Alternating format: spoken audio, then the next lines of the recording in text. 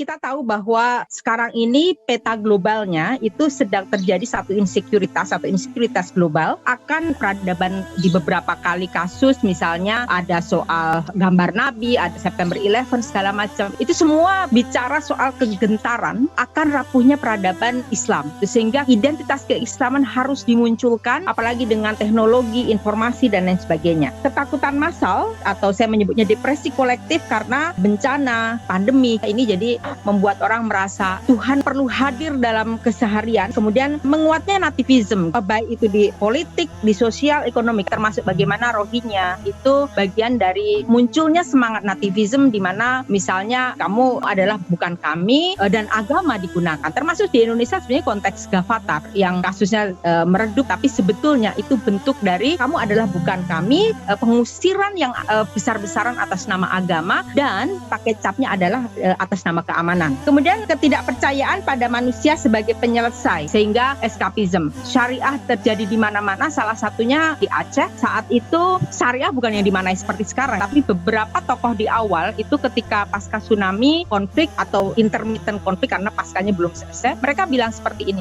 anak-anak kami diperkosa, tidak ada proses hukum, yang hanya bisa menyelesaikan hanyalah hukum Tuhan, hukum manusia sudah tidak kami percaya. Sehingga maksud kembali ke syariah dulu idenya seperti itu. Kemudian agama punya relevansi dan signifikansi. Melihat konteks-konteks di atas, agama menjadi penting